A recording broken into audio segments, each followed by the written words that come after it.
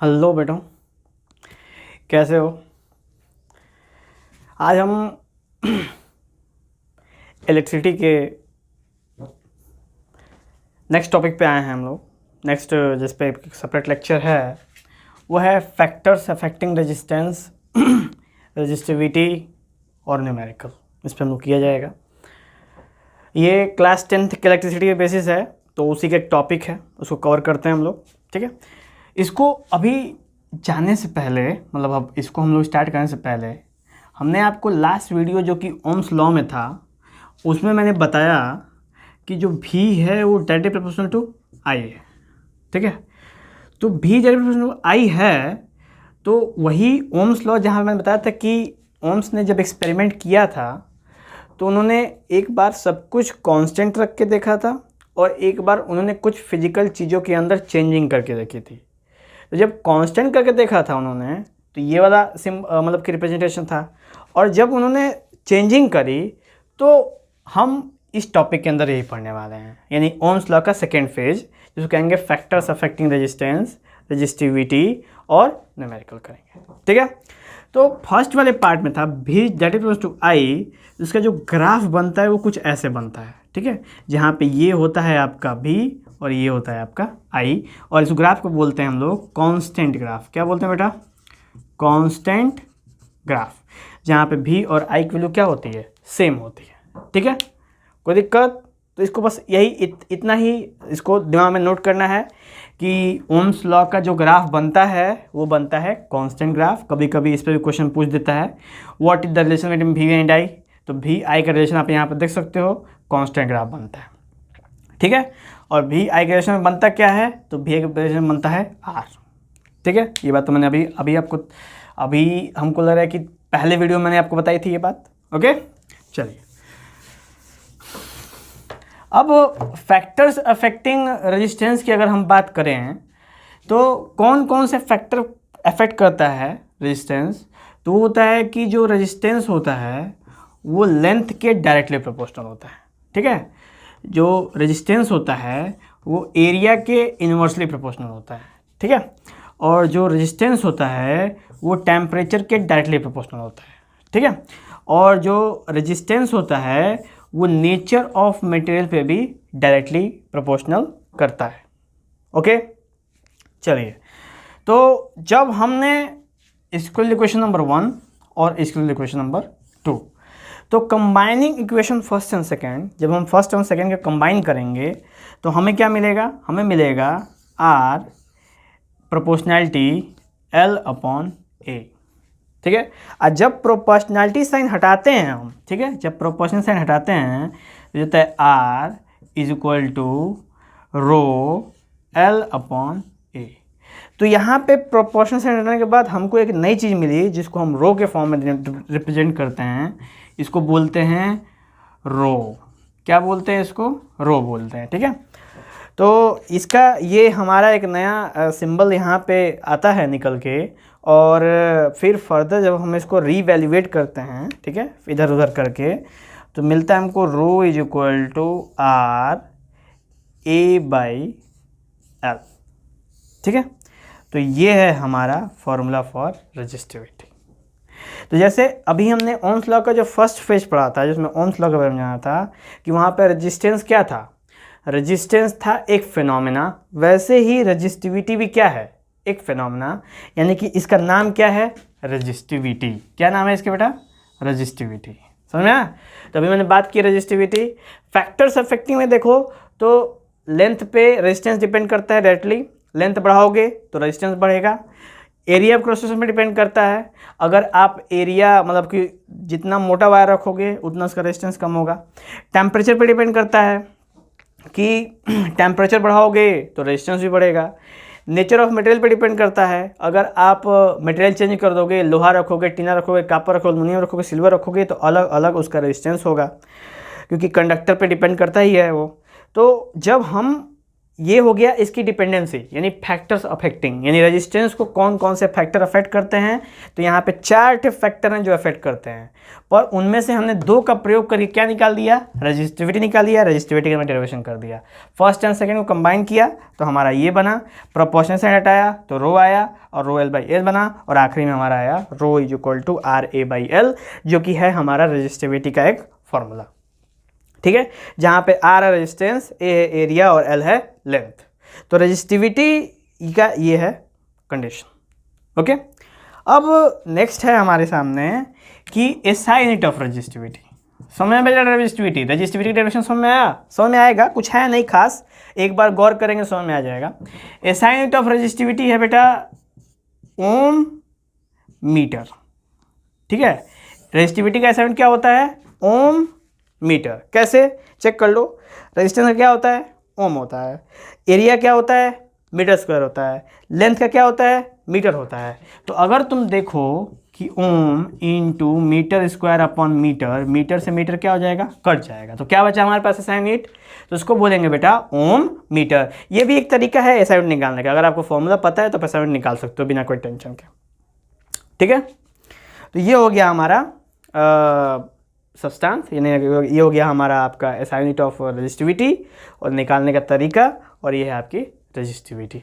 अब इसके बाद का मेन पॉइंट है कि रेजिस्टिविटी किस पे डिपेंड करता है। डिपेंडेंसी ऑफ रेजिस्टिविटी बहुत इंपॉर्टेंट है बेटा, डिपेंडेंसी ऑफ रेजिस्टिविटी, यानी रेजिस्टिविटी किस पे डिपेंड करता है, लेंथ पे, एरिया पे, टेम्परेचर पे, नेचर ऑफ मटेरियल पे। तो सबसे इंपॉर्टेंट ये बेटा लेंथ पे और एरिया पे डिपेंड नहीं करता, रेजिस्टिविटी किस पे डिपेंड करता है, केवल 2 चीज़ें पे। पहला है टेम्परेचर, दूसरा है नेचर ऑफ मटेरियल। ठीक है, बस 2 चीज़ों पे करता है। टेम्परेचर बढ़ाओगे तो रेजिस्टिविटी के अंदर चेंजिंग होगी, टेम्परेचर घटाओगे तो भी चेंजिंग होगी। उसी तरह नेचर ऑफ मटेरियल, लोहा रखोगे तो कुछ और रेजिस्टिविटी आएगी, कॉपर रखोगे तो कुछ और आएगा, अलॉय रखोगे तो कुछ और आएगा। अब सोचोगे अलॉय क्या होता है, तो जब 2 या 2 से अधिक मेटल्स को जब हम आपस में मिक्स करते हैं, और मिक्स करने के बाद फिजिकली, केमिकली नहीं, फिजिकली मिक्स करते हैं, बस ऐसे ही पिघला के आपस में मिला देते हैं, तो उस मटेरियल को जो कि हमने आपस में मिलाया है उसी को कहते हैं अलॉय। ठीक है, जैसे आपने सुना होगा ब्रास, ब्रॉन्ज, पीतल, और उसके बाद कांसा, ये सब नाम सुना होगा। तो यही सब होते हैं आपके अलॉय होते हैं, अलॉय सब आते हैं, ब्रॉन्ज, ब्रास, अमलगम, शोल्डर जो नहीं होता है, शोल्डिंग। आप कभी एक्सपेरिमेंट साइंटिस्ट बन रहे होंगे तो आपने शोल्डर खरीदा होगा मार्केट से, 10 रुपये का रांगा खरीदा होगा। रांगा भी, जो रांगा होता है ना, वो वायर की तरह होता है, चमकता रहता है, सिल्वर रंग का, और शोल्डर पे ऐसे से गल जाता है, तो वो रांगा भी अलॉय होता है। ठीक है, बस वो होता है लीड और टिन से बना होता है। और ऐसे ही कॉपर और ब्रास से, कॉपर और ब्रॉन्ज से, कॉपर, ब्रास, ब्रॉन्ज, ये सब चीज़ें भी सब अलॉय से ही बनी होती हैं। ठीक है, आगे बढ़े बेटा। तो डिपेंडेंसी हो गई, एसआई यूनिट हो गया, फैक्टर्स अफेक्टिंग क्या थे ये पता चल गए हमको रेजिस्टेंस के, और हमने रेजिस्टिविटी भी डिराइव कर दिया, और ऐसे करके हमारा पहला और दूसरा पॉइंट क्लियर हो गया। अगर किसी को डाउट है बेटा तो ज़रूर क्वेश्चन करेंगे, और सबसे पहले क्वेश्चन करने से पहले एक बार इस वीडियो को फिर से रिवाइंड कर देख लेंगे, और मान चलो कि अगर हमारी स्पीड थोड़ी स्लो है, ठीक है, हो सकती है समझाने में स्लो हो जाती है, अगर स्पीड थोड़ी स्लो है तो स्पीड 1.25 करके देख लेंगे, अच्छी स्पीड है वो, उसमें आपको ज़्यादा तेज़ भी नहीं होगा और आपको हर एक चीज़ समझ में आ जाएगा। एक बार ट्राई करना जरूर 1.25 पे। ठीक है, चलो अब बेटा आता है हम लोग आखिरी जो सेक्शन है वो है न्यूमेरिकल। लगाया जाए न्यूमेरिकल, आपको न्यूमेरिकल बता दूं मैं ताकि आपको दिक्कत ना हो। और जो इम्पोर्टेंट न्यूमेरिकल है बेटा मैं बताता हूँ उसको, इम्पोर्टेंट वाला, क्योंकि जनरली जो आता है। ठीक है,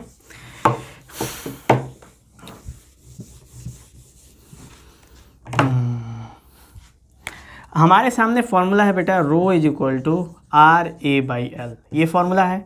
इस फॉर्मूले पे तो आपको अगर कोई क्वेश्चन दे दे कि लेट करो एक कंडक्टर है जिसका रेजिस्टेंस 2 ओम है, जिसका एरिया 3 मीटर स्क्वायर है और जिसका लेंथ 2 मीटर है, तो बताओ व्हाट इज रेजिस्टिविटी। तो बेटा ये तो आप लोग निकाल ही सकते हो, कोई दिक्कत है नहीं। सिंपल आप फॉर्मूला रखो बेटा, rho is equal to 2 into 3 upon 2 से 2 गया, rho is equal to 3 ohm metre. तो तो ये आप रजिस्टिविटी निकाल सकते हो, बहुत कुछ खतरनाक चीज़ नहीं है। अब खतरनाक चीज़ क्या है उस पर गौर करते हैं, ठीक है, जो इम्पोर्टेंट है एग्जाम के नज़रिए से।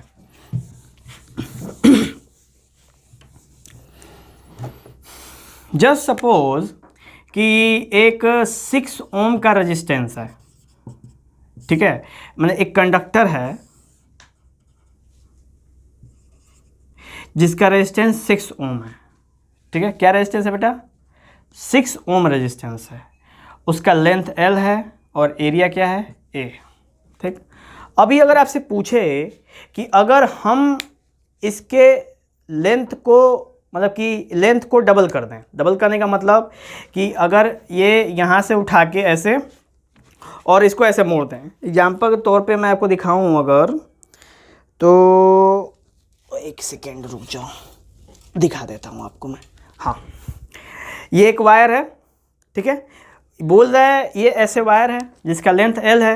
अब पूछेगा इसका रेजिस्टिविटी, बेटा रेजिस्टिविटी बताओ।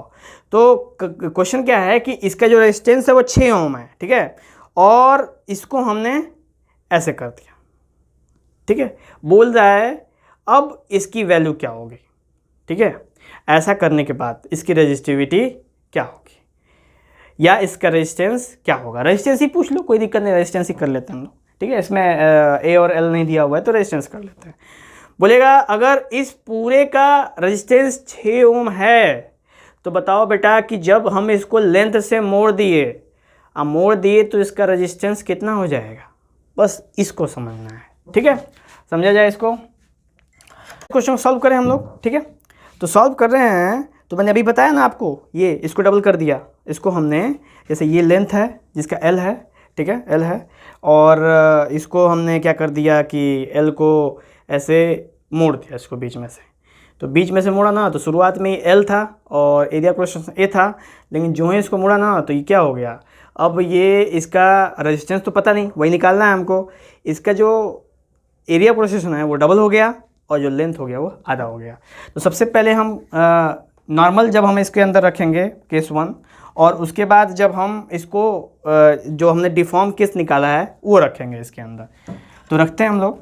तो सबसे पहले नॉर्मल केस रखेंगे जब हम, तो 6 = रो L अपॉन A आ जाएगा वैसे, ठीक, क्योंकि सब कुछ सेम है। इसको लेते हैं इक्वेशन नंबर 1, ठीक है।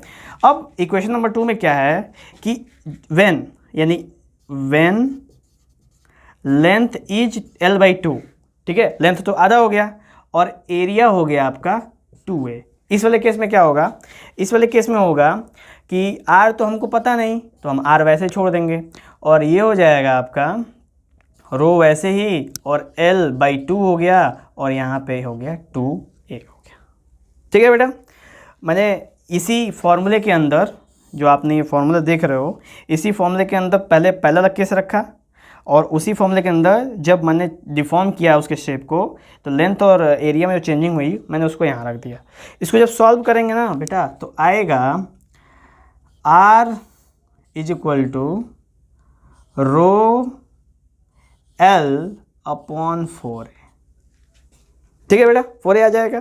और इस 4 को हम ट्रांसफ़र कर देते हैं यहाँ पे, ठीक है, 4 को ट्रांसफ़र कर दो तो नेक्स्ट लाइन में हो जाएगा 4R = row L upon A। ये हो गया। तो इधर हमने इक्वेशन नंबर फर्स्ट ले लिया और इसको ले लो इक्वेशन नंबर सेकेंड। 2 इक्वेशन हो गए हमारे सामने, फर्स्ट एंड सेकेंड। अब फ्रॉम फर्स्ट एंड सेकेंड गौर करो बेटा, तो दोनों का जो राइट हैंड साइड है ना वो क्या है, सेम है। और जब राइट हैंड साइड सेम है तो उस केस में क्या होगा, उस केस में हो जाएगा कि ये दोनों को हम कंपेयर कर देंगे। तो इक्वेशन फर्स्ट एंड सेकेंड, ठीक है, equation first and second, we get 6 = 4R, तो R = 6/4 = 1.5। समझा बेटा, सिंपल तरीके से किए हम लोग। यही है कि जब हमने इसको स्ट्रेट वायर लिया था ना, पूरा वायर लिया था तो इसका 6 ओम रेजिस्टेंस था, जो ही हमने इसको मोड़ दिया ऐसे डबल कर दिया इसको तो इसका रेजिस्टेंस क्या हो गया, इसका रेजिस्टेंस घट गया। कितने, 4 गुना घट गया बेटा, 4 गुना घट गया। ठीक है, जो ही हमने इसको लेंथ को आधा किया तो एरिया क्रॉस सेक्शन डबल हो गया, तो उसका रेजिस्टेंस है वो 4 गुना घट गया और हमारा आंसर आ गया 1.5। ठीक है, तो ये तरीका है बेटा इस तरह क्वेश्चन सॉल्व करने का, और ऐसा ही क्वेश्चन मैक्सिमम पेपर में पूछा जाता है। बाकी ये जो वैल्यू रख के कि रेजिस्टेंस दे दिया है, ये दे दिया है, वो दे दिया, सब दे दिया है, बस रख के सॉल्व करो तो कर ही लोगे, उसमें कोई ज़्यादा कुछ है नहीं, बस रखो और मल्टीप्लाई डिवाइड करो। अभी मत करना, मल्टीप्लाई डिवाइड भी नहीं आता है। ठीक है, अब आप 10th में हैं, मल्टीप्लाई डिवाइड आपको आना ही चाहिए। तो ये था, आपको एक हमें लगा कि ये अच्छा क्वेश्चन है एग्जाम के नज़रिए से, तो आप में पूछा जा सकता है। उसके बाद एक और क्वेश्चन पूछता है ना कि अगर what is the resistance if, जो मतलब कि जो एरिया है, जो उसका एरिया है वो हम उसको 2 टाइम्स क्या कहते हैं, आधा कर दें, मतलब एरिया को आधा कर दें। ठीक है, अगर हम एरिया को आधा कर दें, अगर एरिया को हम लोग हाफ कर दें, ठीक है, तो जो रेजिस्टेंस हो जाएगा, ठीक है, जो रेजिस्टेंस हो जाएगा वो हो जाएगा 4 टाइम्स। ठीक है, अगर हम एरिया को आधा कर दें तो रेजिस्टेंस क्या हो जाएगा, 4 टाइम्स। तो ये भी एक तरह का ऐसे ऐसे क्वेश्चंस आपको पेपर में आएंगे कि what is the resistance if the length of the conductor is double. बताओ, what is the resistance if the area of conductor is half. ऐसे ऐसे अच्छे अच्छे क्वेश्चंस आपको सामने मिलेंगे। तो इस टाइप क्वेश्चंस आप कर सकते हैं, तरीका यही है, आप फॉर्मूला लगा कर लो या फिर कुछ अपने आइडिया लगा के कर लो या फिर कुछ थिंकिंग लगा कर लो। ओके, कोई दिक्कत? चलो, तो ये करके हमारा न्यूमेरिकल का भी पार्ट खत्म हो गया। और भी न्यूमेरिकल आप करना, ठीक है, कोई दिक्कत होगा तो पूछना। चलो, तो चलते हैं बेटा, उसके बाद नेक्स्ट टॉपिक में देखा जाएगा क्या होता है। चलते हैं, जय हिंद।